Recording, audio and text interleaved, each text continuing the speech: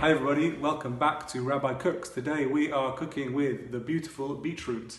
Now these guys are perfect for lockdown because they will last in the fridge for weeks and they are delicious, full of nutrients. Big shout out today to Eliora in Jerusalem who suggested the beetroot, and Naomi Minsky, one of my lovely colleagues and great teachers in North London, in London. Today we're cooking Kana. It's a curry.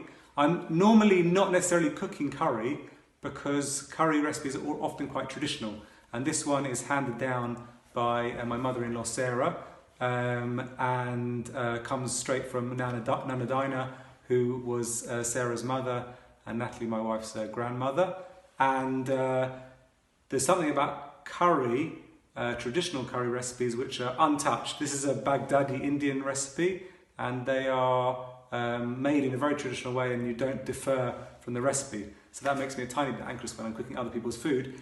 And this time, for the first time, I'm cooking a recipe that I've never cooked before. So that makes things even more exciting. To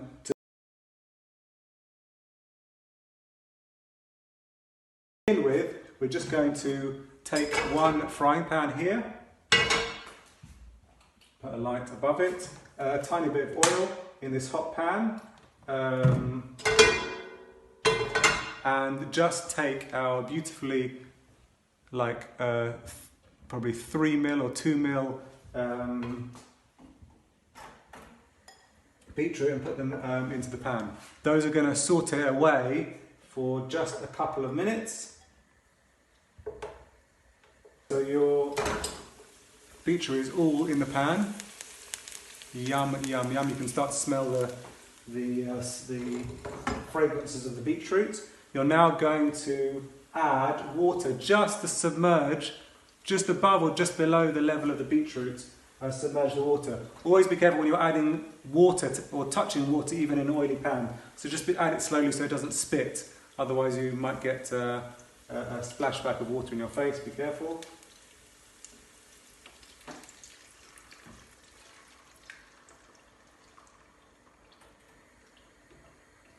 So all those lovely beetroots are just submerged in water, just swimming around a little bit. And on top of that, I'm going to add a tablespoon of my sugar. Now I'm mixing it up a little bit. I'm using a little bit of white, a little bit of brown, just because I like the depth of the flavour of the brown sugar, but I don't want the brown sugar to overpower the flavour of the beetroot or any of the other flavours that I'm putting in. So I put half a tablespoon of each into the pan, and then on top of that we are putting in half of our tomato puree. This is just a simple standard tomato puree, so about 3/4 of a tablespoon of tomato puree into that. Let that simmer down for about, let's say, 10-12 minutes, just until the beetroot, you put a knife through the beetroot and it's total. Hi everyone. So I forgot to mention in the last part of the video that this needs to be covered, and these have been steaming for about almost 15 minutes, 12 to 15 minutes. I'll adjust the recipe so it says that. And these are just starting to soften nicely, might even take another couple of minutes. So really, these need to be steaming for about 15 to 20 minutes.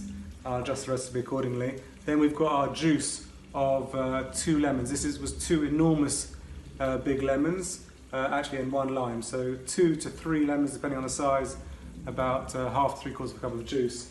And I'm going to add that in to my mixture. That's the sour for the mixture. And then I'm going to add another tablespoon of sugar.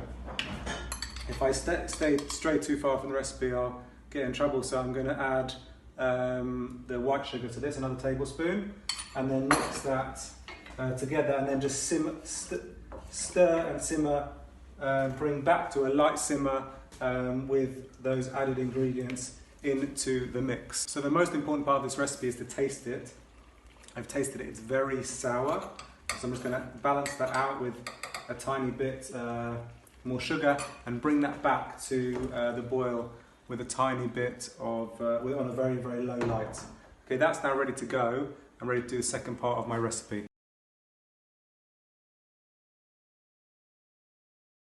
So I've put my beetroot mix to one side. It's still quite watery, but hopefully not too watery.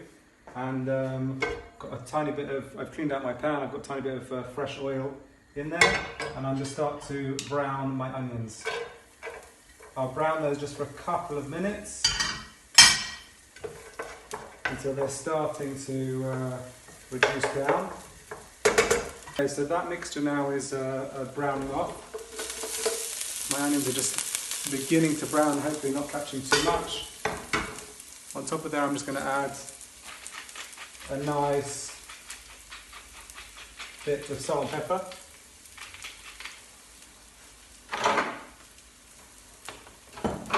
That one's running out, I've got a backup. A nice bit of pepper onto those onions. A bit of salt. And my turmeric. And this recipe calls just for 1 teaspoon of turmeric, but I'm giving quite a generous teaspoon of turmeric. Turmeric is quite a subtle spice, but you don't want to overdo it. So I've given 1 nice big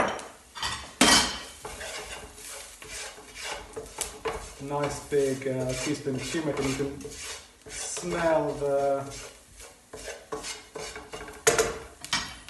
turmeric powder coming off there.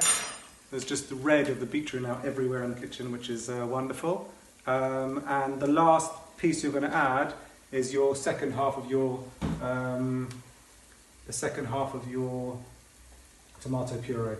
So that about 1 to 3/4 of a tablespoon of tomato puree, and just allow that to mix in with your onions as you go. So the last part of this recipe is just to mix it all together. I've got my onions and tomato mix there, and now I'm going to mix it with pour in my beetroot.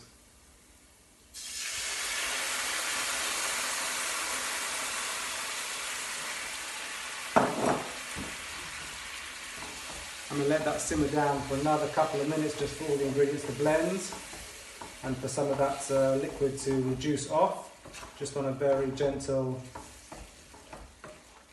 light. And your Kana curry is ready. Look at that delicious, beautiful curry ready to go. Thanks for watching. Lovely to have you. Look at the videos of the meal ready on Instagram and Facebook, and follow me on both of those platforms. Lots of love. Take care. Bye.